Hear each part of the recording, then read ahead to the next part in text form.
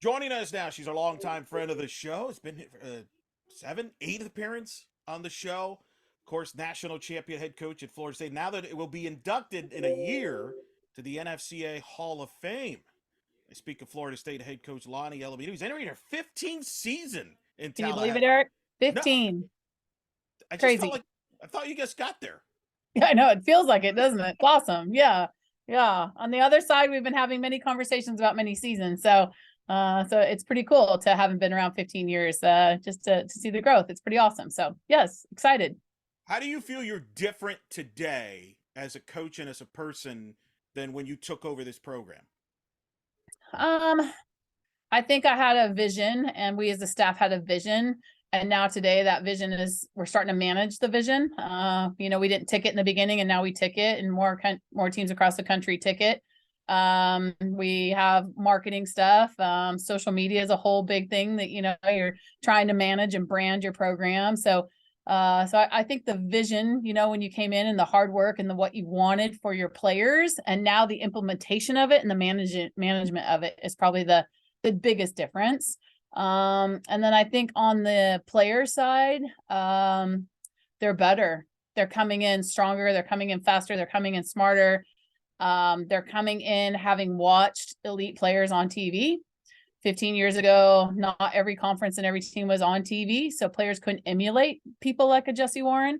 And now you want to do a play like a Jesse Warren. And so kids come in with that now. And so the game has just been raised. So I think as a coach in softball now, you're managing a bit more. And then you're also taking teams to players to a leader level with the support staff you have, because they're all coming in just, primed to grow and continue to grow. It was recently announced through the NFCA convention that you're going to be inducted into the NFCA Hall of Fame next year. Yeah. When you found that, when you got that call, or however they tell you when you get inducted, what was your reaction when you found out? It's funny because Cindy Ball was the first one that texted me. So it's kind of funny you said that. She was the first text, and then I got a few other texts, congratulations. And I didn't really know what was going on because I wasn't at the convention. And then, of course, I got some snapshots of it. And yeah, it's pretty cool. I was sitting at home at the time, and I just, it's just a huge reflection. I don't know. Personal accolades are not what you're in it for as a coach. Like nobody really like tries to achieve Hall of Fame status by any means. I think you just put your nose to the grindstone and you try to be about the kids and be about the kids, and I think that's super important. And then you look up 15, 20, 25 years later, and it's not my career. It's all these people that are around us that allow this to grow. And so I just think it's pretty cool. It's getting recognized what's going on here. And, we've worked really hard and it's super special. And there's going to be a lot of Florida State people there. And so I look at it as a huge party to celebrate the game of softball. And I think one thing that, I was really prideful is we just opened up another conference to be elite in a lot of things that they do in the game of softball. And I don't know if we didn't win that championship, if the ACC, if we'd have a lot of things that we have. And not to say that we're the ones that opened the gate, but like just the opportunity showed up. And now you look at Duke and Clemson and what Vatek's doing. And, there's just so much stadiums and tickets and just like hype around softball in the ACC right now. And a bunch of girls out there benefiting from that. And that's just really, really cool. So I think that's another celebration for the Hall of Fame part too. It's got to feel a little weird because when you think of the Hall of Fame, and I've asked other coaches, like usually it's towards the end of the career, but like you're not like you're not finishing anytime soon. Like, does it feel weird? Like, do you feel like you got to tell people, I'm not like done? Like, it's kind of weird. Yeah, I agree. It is a little bit different. And we have like, Murph and some people in the Hall of Fame and they've been in for a while. And, but, I also say that, softball's a little bit young, our sport's still a little bit young, even in the professional ranks, it's still young. And so we're trying to find our way. And, as we grow as association through the NFCA and as we grow as a collegiate sport and professional sport, like we're trying to find ways to honor, celebrate, create legacies, grow the game, so we may be doing it a little bit differently than most do, but we are definitely not into the hundreds of years of, where some of these sports are. I mean, baseball's got a huge, huge following and a huge amount of time. And so, no time soon am I ready to kick it in here. I'm going to keep getting after what I need to get after. But just grateful for the honor for sure. When you reflect on last season, you did a lot of great things, and maybe 10 years ago, 12 years ago, be considered an incredible year. But now it's a credit to what you've built there that some people were kind of disappointed with how it ended. That's just the standards, right? It's Yeah. fair or not fair. You had a bad day or two. Give credit to Mississippi State, but some people look at it as bum. How do you look back on it? Yeah, 100%.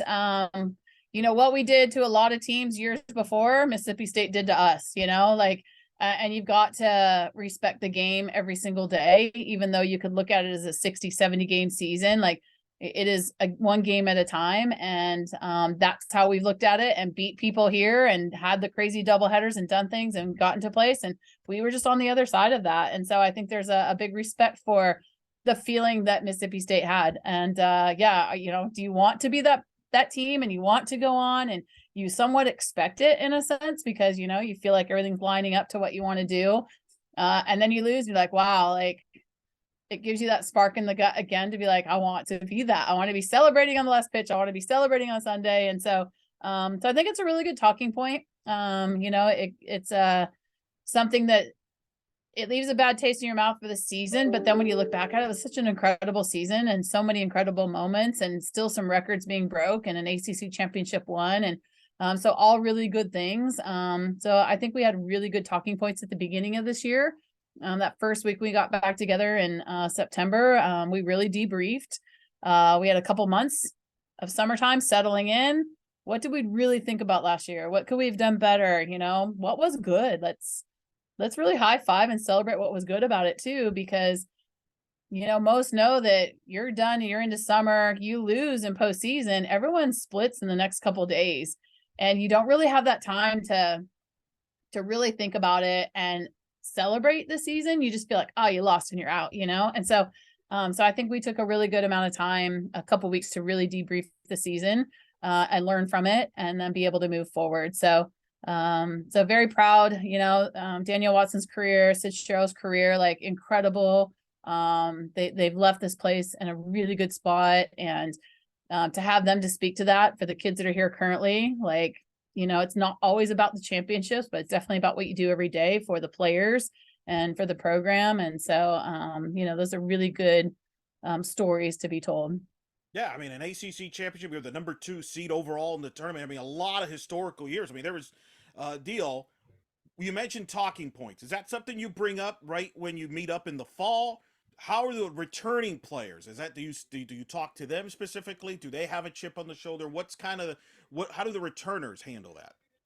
Yeah, I think it was emotional, honestly. It was like a little bit of trauma, you know, and I say that lightly because trauma is pretty deep when you think about emotions. But when you think about these kids, they get here in September and they are working all the way till May to be the best version of whatever they are and whatever that team expects, you know, and we really expected to be at the World Series and we really, you know, we thought we had a really good team to make a run and we thought we had a lot of good things. And so when you're going to put that time in and you're going to lift and run and you're going to hydrate and you're going to eat well and you're going to put on some weight room weight and you're going to do all those things and commit to a 2%er mindset and then it gets halted, you know, it hurts. It really hurts. And so I think we got after a good talk. We watched the game. A lot of people hadn't watched the game yet. So pulled some highlights through, watched the game, had a lot of tears flowing.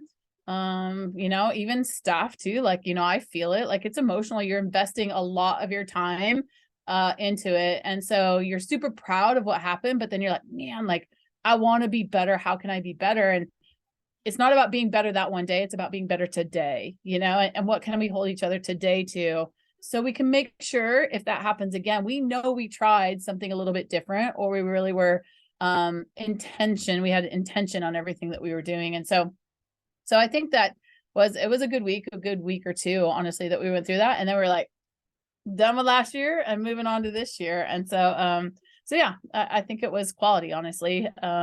And sometimes we've done that in the past. You know, I think we reflect a lot as a staff on a season. And even when you go to the World Series, you know, you reflect like what was good, what wasn't good, because that's the only way you get better is to really reflect personally and as a program too. You look at this year, obviously a lot of returners. Let's start in the circle. Obviously, that's where it begins. Catherine Sandercock returns 30 wins last year, 1.44 ERA. What speak of her and what she brings to the table every day that you give her the ball. Yeah, consistency. Kat is just super consistent. Um, I don't think a lot of people see her as they don't see the competitor we see every day. She is super competitive. She's prepared pitcher. Like she really puts the time in. She does her studying. I think her passion, really shows up. But I would say if I were to say something, like she consistently comes to the park every day and she wants to be the best she can be. And she's really turned into a really good collegiate professional player. Like she is a professional and how she goes about her business. And so that's been super fun as a coach to watch grow. Little nugget on Kat is she's had conversations with Megan King now, a little bit more in appreciation. Like, Megan, wow, I'm a senior. You were the senior when I was a freshman.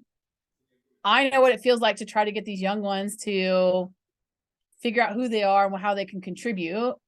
Thank you for what you've done for me, because now I'm the one. And so now she's feeling that legacy of like, boy, I'm the one handing over the torch to these new rookies. And I hope in 3 or 4 years they call me because of how I was to them daily.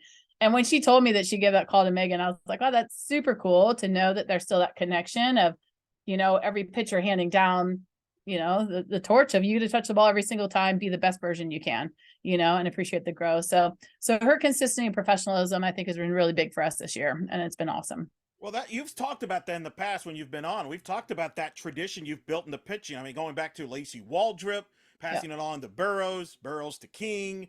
Now, King, to Sanders. I mean, it goes on and on. So I guess it's kind of cool that tradition continues. And maybe for the player, it's like, oh, now I get it. Now I understand why I was either not throwing as much as a freshman, or now I know what you meant, what you were telling me when I was a freshman. Yeah. Yeah. So huge. It's just the pride piece. I mean, and I think that's another thing too, being here now and have kind of seen this through, and players have seen it through. And now when the players come back, they know they know we're living gate. They know what we do in the bullpen. They know everything that's going to be done. So they can speak to the freshmen like, I know what you're going through. I know where you're at right now. It'll take time. Like, it's just really cool. You just have these extra, I don't know, big sisters and big brothers, to come back and help out. So yeah, really neat. Well, you mentioned obviously Watson. You don't replace a player like Watson, but you have other players there to step up. You've added an Addison Royalty, obviously a transfer from Arizona State. Speak of the rest of the arms there, because I know there's a lot of competition there behind Catherine. As you mentioned, a lot of youngsters there. Yeah, well, I just so Ali Dubois transferred in from Boston University, and we redshirted her last year, and so she's been around the program but we haven't seen the face because she's redshirted. So really excited about her contribution. She was great at BU. She had a great career. She's an amazing person. I mean, you talk about character and just someone you want to be around all the time. So she's just like a glue piece to putting a lot of things together. So she'll be in the circle this year. So I wouldn't say she's new to us, but she's new to people seeing her out there. And she, her record speaks for herself, where she came from and what she's going to do for us. Mac Leonard's another one that got some opportunities last year to throw a bit for us. So not a new face, but definitely will be pitching a little bit more. There's a lot of innings that Watson had that, we've got to fill in there. So I think those are two people that, have been around. Emma Wilson's been around the program, in and out. So we've seen her get after things. So probably a different look, but definitely been a part of the program and will contribute a ton to us this year in the circle. Allison Royalty will be, I guess, a new face, but has experience in college at high level with Arizona State. Has really just dug into a lot of different things for us. So you got to get on the same page with the pitching coach, right? So what is my verbiage? How do we talk? What are we doing? Then we got to figure out, the scouting system. And then you got to figure out the living the season with the program. So she's technically a freshman, I would say, to us and how we do things, but not by experience in college. And I think what you're going to see with Allison is she's a bit fiery, a little bit like Watson. She's got definitely the ability to go toe to toe and compete with people. And I love that about her. She's definitely the bulldog in the circle. And I like that mindset. Got a good rise, drop, change, a competitor. She's going to compete. So a lot of fun there. And then we flip into some of the freshmen. I think Maddie Bach out of Buffalo, New York, and McKenna Reed out of Oregon. two freshmen that definitely going to be new with some looks there. And just really excited. McKenna's a lefty hard thrower, and Maddie Box a spinning pitcher that's just, growing. They're just growing every time, and that's what freshmen do. And I think they'll be different in February by the time we get to the end of the season. So we have a lot of different arms with a lot of different looks. And I think we're going to utilize quite a bit of them. So maybe a little different than what we've been in the past with the 1-2 punch with a few on the end. I think we'll have quite a bit of different looks as we go through at least the first couple weeks. As you look, when you always develop your pitchers and you evaluate them, how do you determine, okay, for example, how do you coach a player that's there for the first year versus somebody that's been around the program? Because obviously they're in different terms as far as knowing the program inside out. How do you determine, okay, this player's ready to contribute right away? Or in a case like Ali Dubois, maybe we redshirt her a year, which you've done before and had success with others in redshirt. How does that evaluation go? Yeah, I think there's a couple of different things. Is one, there's my personal evaluation of them and their skill sets and where I would like them to be. Then there's their evaluation of where they are and where they'd like to be. So I think we match those up and try to work towards what the program needs. So, Ali Dubois, of course, would want to compete last year, but then with having Danielle here and her coming in late, it made more sense to come in, get in the weight room, get after some things, get the system, and then, stay. And so I think when you sit down at the table and you really talk about that, then you get in the same page of a plan where we want to go. And then I think as it comes down into the season, it becomes more of matchups, like who matches up well with certain teams, and then getting through your pre-conference season and then your conference, right? When you're playing 3-game series, that's a whole different story than going down to St. Pete and playing an Arkansas, UCLA. Like, it's just kind of like an opportunity to play high level teams, but it's not really the 3-game series that you're going to have when you get to the end of the season. And so I think the 3-game series mindset is a little bit different than just picking up competition and good competition. So I think there's two different ways we look at, our pitchers and matchups and how we manage the season. Offensively, return a lot of players. Mac Leonard, you mentioned, you obviously produced 377, 8 homers, 49 RBIs. Kaylee Mudge, 358. Devin Flaherty, Michaela, among others. You do lose, obviously, Sydney Sherrill, who feel like was at your program forever. Yeah. It's going to be a little weird at third base there. Yeah. I think, you never want to see the kids go by any means. Sometimes you're like, wow, I wish you could be in a professional sport so you can keep around forever. But I think when they do leave, you realize like how fun it is to watch kids grow up playing. And so Sid was so good. And by means, I never took for granted how amazing she was from the line all the way to the shortstop position, right? She covered it all. And, every time she'd make a play, it's like, wow, like that's so cool to see. And now I'm watching, our third baseman, Avery Weisbrook and Christina Hartley, and Kaylee Harding's played a little bit over there too. And you watch them try to figure the game out a little bit, which came super easy to Sid later. But early Sid had problems figuring it out too. So you watch them grow and they get polished and then you appreciate it. So now we're in the growing stages again. So it's funny, I talk to our fans and stuff. I'm like, man, we got so used to something really smooth over there. Like, please high five some of the frustration that may happen early on, because it's going to grow into something incredible. So as long as we appreciate the growth process of it. And I'm having a lot of fun watching the light bulb moments go on and the voices start to come out and things that, just Sid had so smoothly figured out on her own. How do you feel about your offense going in? A lot like I mentioned, you return a lot. You also have some new faces there. Well, how do you feel your offense looks here coming into the season? Yeah, really excited. Like you said, I'm pretty veteran in that sense. So I got the whole lineup coming back. I'm really excited about Janai Kerr and how Waycaster, they're the ones that it's kind of had a rocky start with tearing their ACL in the COVID year and just, a lot of things that maybe could have pulled them back. And they're starting to really start their show personalities, and they're trusting their knee, and they're trusting some things again. So I think we have a lot of really good bats in the lineup, and a really good situation to be in is trying to figure out where they fit in game to game to game. Adding Katie Dack to the lineup from Texas A&M this year is going to be a lot of fun for us too. And, I thought she'd be drinking from a fire hose coming in, but, she's been with us a couple weeks, and I can't even think that she wasn't here in the fall. She seems like she's just fitting right in and things are going really well. So, some new looks swinging, but then obviously some veteran that they know what they're capable of doing, and go out and just really excited about the schedule that we have, so we can see what we got.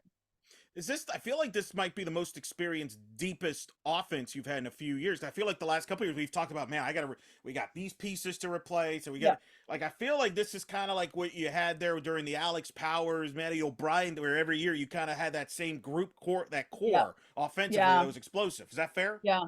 Yeah. I think about the Callie and Carson and Jesse and, Yeah. that group, Ellie, like they were together for a while and, thick as thieves too, so yeah, that was kind of fun. So yeah, no, they're going to be fun to watch. They for sure going to be fun to watch. So I just got to figure out the circle piece, to add to it. So Yeah, yeah. it's kind of different, right? Like it's a Yeah. little different where the offense Yeah. has all the experience, and pitching's the one where you got maybe a little more youth than Yeah. normal. It's been the other way around recently. Yeah, yeah, for sure. The unknown and again, it's easy to, oh, D-Watt's got the ball, Cat's got the ball, go. Now it's gonna be some new faces, but then a little more exciting. Like, what are they gonna do? Let's see where they're at. How can I help them get better? So I think, on the pitching coach side, that's pretty exciting for me to see and see if we can continue to grow. Sounds like the head coach and the pitching coach are having a lot of conversations. Yeah. There, right? Like, how's it going? How's it looking? Yes, you're right. I want to talk about your staff a little bit. Obviously, with Travis, who's been there for a long time, Troy Cameron, but also you have Kaylee Rafter as a volunteer coach on your staff, and yours Ellie Cooper is a player performance director. I bring all that up because recently it's been passed where the volunteer coach will now become a full-time assistant starting in July for a Yeah. fourth full-time assistant. What's your reaction to that ruling and how you think it'll impact the sport? Yeah, I think it'll be great. I think there's a lot of programs like, oh man, the rich get richer, kind of thing. But the reality is the volunteer coach was so limited in what they were able to do. So people that wanted to volunteer in the game couldn't get experience recruiting or couldn't get experience doing things. And now you've opened up that ability. So even if you don't have a third coach position or a volunteer position, now you can get someone because you're like, oh, I can give you experience to where you want to go. Like you get full boat, experience from the recruiting side to the coaching side to all that stuff. So, we have GA here and the GA I messed up and let him coach first base in a game and I got in trouble and last year. And I'm like, man, it just sucks because these guys want to learn how to get better, and if you open GAs and volunteers and we have a bigger amount of people, our game gets better because now they're getting more experience and more opportunities. So, so I think it's pretty awesome. I think fourth paid coach, and they were even talking about 5 paid coaches at some point, but just when you can open up the opportunity to get the experience, now that grows the bucket for the game to get better because now people can keep moving up for salary positions, but they're getting that baseline experience of everything they're going to need for the positions that they're going to apply to. But when we limited their ability to get experience, then you couldn't pull that need for what they're applying to. So it's just going to grow our game in a really good position. What do you think is the next topic the sport needs to address? I don't know if coaches have you all talked about, obviously, because that position, that volunteer becoming a full-time assistant, it's been a topic for a while. It's not like this just happened. I know baseball's been heavily involved. There was a few years ago it didn't pass. There was a lot of upset people. Now it's finally passed. What's the next big hot topic you think that should be addressed in the sport? I mean, our sport just goes hand in hand with other sports, so it's really hard. I mean, I know our sport has, you got the equivalency head count scholarships. That's always been something that's brewing underneath. Like, why don't we have more scholarships? Why are we equivalency and can't be head count? That's always kind of been there. The GA position's been something that's thrown around. Do you have graduate assistants or do you have pool money that those kids can go to get experience and recruit and do things? So, so I think those will be things. I know for us speeding up the game, everyone's trying to speed up the game right now. So I think replay is going to be something that's in the ACC now. It's starting to go conference wide or, all conferences. Like we don't want to slow our game down for TV. We want to keep it, want to have a good pace of play, but we're also stronger, faster, smarter. We're going to have more pitchers pitching. So the game's going to take a little while. So now this replay comes in. I don't know where that standoff with TV and us is going to be and how we make that happen. But that's definitely something I think needs to get looked at. And the other side, I think has been talked about. I don't know if 56 games, that's a lot of games. So, do we need less games? Is it beneficial for us to be playing Tuesday and Wednesday night games and 3 games on a weekend, or can we have lesser games, not play midweeks and get after quality on the weekends? So that's been thrown around a bit too. I think that would be good. And, you talk about 56 games. Baseball and softball picked a lot of games. I don't know what reason we did, but that's a lot of games. And It used to be you know, more though. You know this. I mean, it used to be a lot more than that. Even back when you were like an assistant and in the you were talking double headers. Like I remember when I first started getting into the game in 2007, there was a ton of double headers in midweeks, which I was kind of insane. I thought, considering classes going on and everything, that sort of has slowly kind of been diminished a little bit. But I mean, there was even what 60, 70 games back then. I don't know. It was a ton. yeah, but we didn't have a start date. So, you could start in January if you wanted to. And we could even back in the day, you could have games count in the fall. Like, so there was just, we've really like kind of streamlined the start date. So now everyone has a start date, which I totally get. You get your northern schools that, if you start, Arizona would always start games in January. So by the time February hit, they got 15 games under their belt. And then, someone from the north comes down and like in their first game. So it was really uneven until postseason time, but all those games affected the ability to get into postseason. So I think the start date is a good thing, but now when you put a start date, you have a limit of opportunities to get the amount of games in. So, so now maybe that we have a start date, maybe we start to limit some of the games. So then you're not trying to have 3 or 4 games in a weekend, pick up a Tuesday, pick up a Wednesday, bus somewhere, come back. I think, it's just a little bit smarter on our side to maybe limit some of that. So, yeah. Women's volleyball and women's soccer this past fall experimented with seeding 32 teams for the tournament to create more balance in their brackets and maybe some less geography impacted matchups. I don't have to tell you, we've talked about this for many years on this show, and then when we've hung out about your regional, because your regional is like, I would argue, is the blueprint of the geography, because you're pretty much, people were congratulating me like, man, you predicted the Tallahassee regional correctly last year. I'm like, yeah, I'm pretty sure this coaching staff could have figured that one out too. Everybody could have figured that out. And you're always getting it an SEC team, it seems like, because of the geography. Yeah. And that's no excuse. Look, it's a talented, the sports become more parity. I mean, we saw that throughout the tournament last year with some of the upsets across the country. That being said, I would imagine you think softball should look into 32 seeds to, if for nothing else, hey, you feel much more, okay, I'm not playing like the 17th best team in the country. Maybe I'm facing a team that's a certain seed that's proper versus, oh, I'm getting a team because they're 400 miles away. Yeah. Yeah. Yeah. I mean, it always comes down to bottom line dollars, and I'm not in those boardrooms of making sure what the bottom line dollar is. And so it's easy on this side to definitely say that it doesn't seem fair at times, but a lot of times you try not to get in the fair fight because then your mind just goes a different direction. And we know we're going to have to play someone good at that point. The game of softball is getting pretty good. We understand that. And we know that. So, but I think if I was on the other side, logistically looking at it, I would probably have to have a say in that because it is, tough. You go out and you work your tail off to have this kind of a schedule and put yourself in this position. And then you still get status quo, whether you're a 2 seed, a 12 seed, you're going to get one of those teams that's pretty darn good. So, yeah, I hear what you're saying. But as I'm the coach, I'm gonna do the coach thing. If I ever retire and go into the administration thing, then I can speak on that behalf being there. But as of now, I think our games continue to grow. It's just a really good game and a lot of really good competitive teams. And we'll see what the data comes back with volleyball and soccer, what they find out, if it works out, what's the logistics, and if it's good, and the positives and the negatives. But I feel like this tournament is now a national tournament too. Yeah. On the other side, and I think it'd be fair for student athletes to get, they always talk about student athletes getting a great experience. Isn't part of that too experiencing different things instead of, hey, we're going there for like the 3rd time that year or whatever? Yeah. Yeah, that's just such a bigger, you're totally right on that side of it. But I think it comes down to like what you earn and the schedule that you play to earn it, and I think that's where the RPI, and I know they've talked about really viewing home and away tournaments or games, in your schedule. And do you go out and play people or do people always come play you? And, that was always kind of a topic of conversation too. And so I don't know, Eric, I try not to get too much into that because, it just can be such a crazy money talk, and, Sure. and I know the NCAA has a big budget to figure out. And, I think we got to keep fighting for the World Series. I think we need to keep fighting for more days. So, if you're trying to look at all the buckets of finances that you want things to go to, getting to the World Series, for sure you want fair and you want to create that. But like once you get the World Series and we're celebrating the game, we need to have the ample amount of time, the ample amount of rest, like those teams that get there, that needs to be staged, it's taken care of. And, so there's a lot of buckets to be looked at in our game. And so, yeah, but I hear you on that side.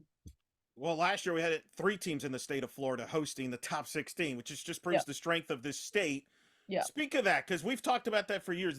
The explosion of the softball in the state with programs, talented young players that play in the state. Obviously, UCF's had a great program, but they get to South Florida's got a great program, among many others in the state. Just talk about that explosion, where that come from, because I tell people that live outside the state, softball here in Florida is kind of like football, basically, year round now, right? Where Yeah. there's a lot of competition. Yeah. When I coached at Barry many, many years ago, university down in Miami Shores, we were getting all the good athletes here. They played slow pitch, they could run, they could field, they could do things. Hitting and pitching were the 2 things, because we were the last state really to go full fast pitch, right? So we were going out and getting kids from California and some other places that for pitching for sure, and then figuring out the hitting side of it. But now years later, you start trickling in and we're playing, the athleticism was always here. It was just more of the mindset of how do you play fast pitch softball and how do you get into that. And so I think that's what's so cool is maybe you look back in Florida State's rosters and Florida's rosters, and maybe in a South Florida might have been more northern. Florida State were more West Coast. Now it's starting to get a bit more Arkansas, Alabama, Florida, Georgia. Our rosters are starting to hone in onto the southeastern side. So really, really awesome. And again, UCF's building up their facility. Us in Florida built up our facility. I think even Gulf Coast and some places have done some really good things. So now the kids in the state of Florida, like, oh, these are really cool places to go. I can be around my family. We can play in legit conferences. You're playing in the sunshine, so there's a lot of positives to go to it. And it's just really grown. And I think the addition of TV, you get kids to come to camps and they're in awe of the players, and they're meeting these players and they're like, they're heroes and they're, idols. And because they watch them on TV and see them on social media. So what baseball had forever, I want to be Ken Griffey. I want to do the Derek Jeter. I want to slide like Pete Rose, like all those things. Now I want to be those, but I want to be a Kat Sandercock. I want to do what she does. I've seen her every night. I rewatch the games, and that's where the game of softball is going. And it's just super, super cool to be a part of that growth, to see that and just be so respectful of it. Yeah, no, it's tremendous, and get to see a lot of great matchups because of it. And your schedule, you mentioned, is part of that. You're hoping at home at the Joanne Graff Classic, weekend of February 9th. You're going to go on the road. You're going to be at Clearwater there at the ESPN tournament, the Texac. You're going to have Arizona, Arkansas, UCLA, and Louisiana and Alabama. That's right, all of it at the same time there. Yeah. Other highlights in the schedule, I mean, you're going to Oklahoma to play there. You're going to go to play Oklahoma State in Stillwater to return that 3-game series. You go to Norman to play Oklahoma. Just talk about your non-conference schedule is stacked there. And going back to Oklahoma in particular, with people that may not know, you went to Oklahoma there, Yeah. but now you get to play both of them there while you're in the state of Oklahoma this year. Yeah. We, we've always had, I think we always taken the Bobby Bowden mindset, right? Like we will play anybody at any time. I think early in our career of growing here, Travis and I always like try to get the schedule. We were going to play people, like we've got to grow outside of the ACC to get the RPI to get to where we want to go. Now our ACC RPI has been jumping and pretty good. We have really good competition within our conference. And so what we had to do before for an RPI schedule, now is in our conference, and we don't have to do it, but we've really enjoyed the benefits of doing it. So enjoy the benefits of going and getting challenged as a team and figuring out how to get better as a team. So not shying away from, man, you could lose 5 games in a row. Like, so what? Like, we are get better. We're going to put our best foot forward and see what we can be about. And I think the game's grown too. I mean, what Oregon State have like 15, I don't know, 16 losses or something. They made the World Series. And I think even for us, the one year we had 12 losses and people thought that was unheard of. So back in the day, you couldn't afford to lose games because it didn't give you the chance to get an opportunity for a national bid or a host or whatever it was. Now they're really looking at who's going playing, how you getting better, what's your last 10 games. And so it just frees you up to have a pretty competitive schedule as long as you can keep your kids' head above water, right, when you're going in there. So got to be very mindful of, pitching staff going to play some of these games. Like it's going to be tough on them, which is awesome. So having to go play in Norman, I think is outstanding. Having been a little part of that program many years ago, but to play in the stadium, I was at Reeves Park, now going to go play in the stadium, and then they're going to go to this Taj Mahal Stadium. Well earned, pretty awesome. So to be able to see that, just the historian side of softball, I'll appreciate that for sure. But you want to get your kids in that state because that's where you want to end up every year, is in that state. And so I think that that's going to be a really cool trip for us to go out and be a part of. But we're also on the road against Clemson. We're on the road against Va Tech. Some really good ACC games for us. So we're going to have a very warrior travel schedule. Our home games are going to be a lot of fun, and we love playing here, but definitely we're going to have a lot of tough road trips ahead for us. Well, yeah, the ACC's gotten strong. I mean, last year you had Duke hosting, Clemson hosting, Virginia Tech hosting, Yeah. all for the first time ever. Notre Dame was in the mix to host. Georgia Tech got back into the NCAA. And you mentioned it earlier, and I will say, every coach I've talked to in the ACC has given you credit for the growth of the ACC, for that national championship. Which, again, I think we've talked about this over and over. It should be a documentary there. It should be historic, because that really changed the landscape of ACC softball. That was a big turning point that's going to be talked about forever, and that's part of your legacy there. Yeah, yeah. I think it's pretty cool. Like when I coached at Stanford, we had 1 or 2 scholarships. We were maybe 3 innings. I don't even know if we made past 4 or 5 innings. We got run rolled at UCLA, Arizona, and then just the part of the growth, right? Then you go play them, and every year they were at the World Series, and we're sitting at home and we're watching them play at the World Series. And you get that competitive, like, man, like Cal, dang UCLA. And now all of a sudden you're going into the 5th and 6th inning against them, and it's like a 5-2 game. We're still losing, but we're closing the gap, right? We're closing the gap. And so growing up in that environment as a young coach at Stanford in the Pac, and the Pac was so incredibly talented. There were times where at the World Series it was Pac teams, and that was it, or you get beat out by a Pac team, and you're like, dang it, like I just played you a month ago, and now I'm at the World Series and I get beat, right? So you got that really good feeling of like how to close the gap. So here we go in the ACC, and Coach Graff had a really amazing, winning percentage against the ACC too, in her career. And I come in, and then all of a sudden, teams are like, they're in games with us, or, we had a time where we won every series, and then we get beat in a series, and Louisville goes bananas, or UNC goes bananas, and it's awesome. Like, it's awesome for the sport and awesome for the conference, and so you could feel that gap closing in a little bit. And so, I just remember my years there, how great, because it just brought the Pac up. You look at Stanford now, like it just brought the whole conference up, and you can see this whole conference going up. And it's just because you're getting that good competition, and you can see like, oh, they've been there, I can get there. They've been there, I can get there. And again, now the game gets better all across the country. So just really, really neat to see. Never want to lose a game. Totally get that. Never want to lose a series. But when it's in good competition and good people and good coaches and kids that are working their tails off, like, much respect for the game, and really love to see where the conference is going right now. Right. You've done a lot, basically very similar to what the late Bobby Bowden did. When Florida State entered the ACC in football, they dominated, but Rose helped raise the ACC with programs like Clemson, who eventually would become a national title program. And it's kind of eerie. You've done the same thing. And of course, Clemson is one of the programs that's risen in softball, along with Duke and Va Tech with John Rittman. Have you teased him when you see him, like, why did you have to build this so successful so fast? Yeah. He was funny. He would always call me like, we're going to do what you did. And I was like, oh, I don't really know. There's no special sauce. It's just, but he's, he's a great person. And, of course, when you coach together that long, we were together for 10 years, you just know each other inside and out, so really, his assistant coaches are awesome too. And it's really fun to see. And he's got some kids that we recruit down here. He's got some Florida kids in his roster. And, so yeah, great for the program. Super excited to play at Clemson. I've heard it's a beautiful place. I've never been there. Oh, wow, that's right. A lot of people are coming up. So yeah, I'm just really excited for that weekend. That's going to be fun. That's a big series that'll be, I'm sure, will be televised in many platforms there. A couple last things. I want to ask you about Mike Norvell in Florida State. Had a great year football-wise, won a bowl game in Orlando. I know Coach Wilson made the trip, ignored me when I was in Orlando. That's okay. Oh. That's all right. I'm teasing Travis. I just want to give him a shout out. But they won the bowl game. Great year. They're, speak to that because you've seen him had to build that program up, and to the point where they are with Jordan Travis and company. That's got to be exciting. Every time for the athletic department with football kind of back on the rise, like where it's been. Yeah.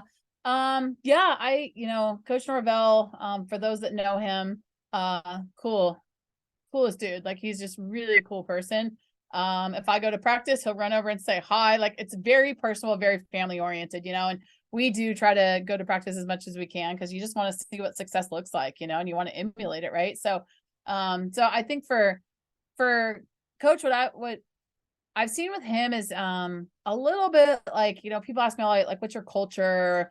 For some reason I feel like people think when they think Florida State softball, they talk to me like culture. It just comes out culture. What is it? And it was kind of interesting because I don't think we were that, but then we are that. So, but that's exactly what I see with him. I go there and he talks about the climb and his players speak to it and they talk about the culture and the loving. And, so it's funny, like living next to it and seeing it. You can see it on TV. You can see how much he loves his kids.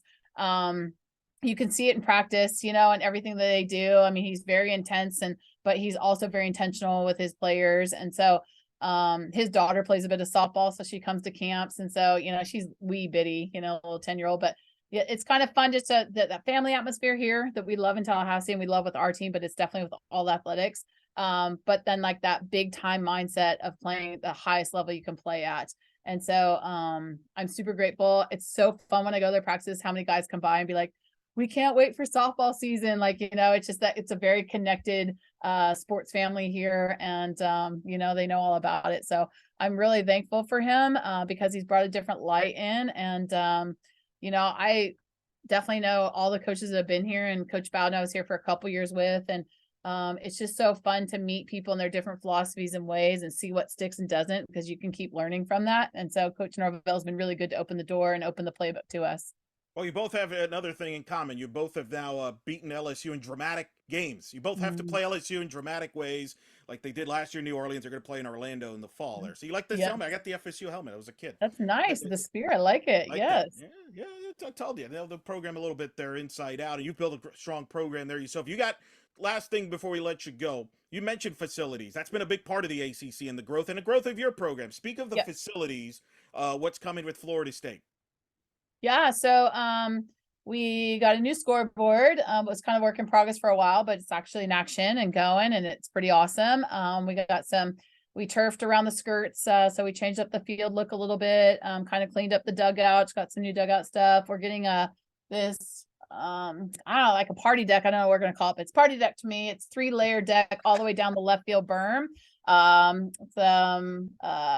Premier seating over our bullpen. So our home bullpen is going to be covered, but it's there's like 40 premier seats up there. It's like an open air suite. It'll be all you can drink and eat up there, and it's literally hanging right over right field. It's so cool to sit on those seats. Like you're gonna be like, hey, Kaylee Harding, like it's right there. Like it's pretty awesome. So just adding little things. I think the one thing that I really like about being here is we're on campus. And so you're a little landlocked on campus. And, but I love it because, you're right in the heart of all athletic facilities. And so by adding little things to it, it just like makes it a cozy home. And I think, calling it the Graph here at the Flex, call it the Graph, but it's getting a little bit of upgrades that makes our home pretty cozy. And I think that left field berm is going to be so cool with the decking and the chairs. And, it's just going to be a really cool atmosphere. I imagine the garage will be going still. Loud and proud as it always does out there. But yeah, it's going to be really nice. And that'll be ready by opening day, you said? Yep. That'll be exciting. So a lot of people get to watch it. They go in attendance. I know you've got an open scrimmage February 4th. Yep, fan day, scrimmage and poster signing. And we'll do we do a little auction that night. It's kind of fun. Get, all our fans come around. And it's a really fun day to celebrate softball and the kickoff of the season. That's going to be exciting. I know a lot of people look forward to seeing your team, Coach, and I always appreciate you coming on. As always, I know it's busy schedule as you get closer to the season, but you've always taken the time to come on the show. So we always appreciate you for that. Thanks for coming on. Congrats again on the honor with the NFCA. That's going to be pretty awesome in the next year. Definitely well-deserved. And like I said, thanks for always coming on with us. Thank you, Eric. You're the best. And go softball, huh? It's getting ready to go.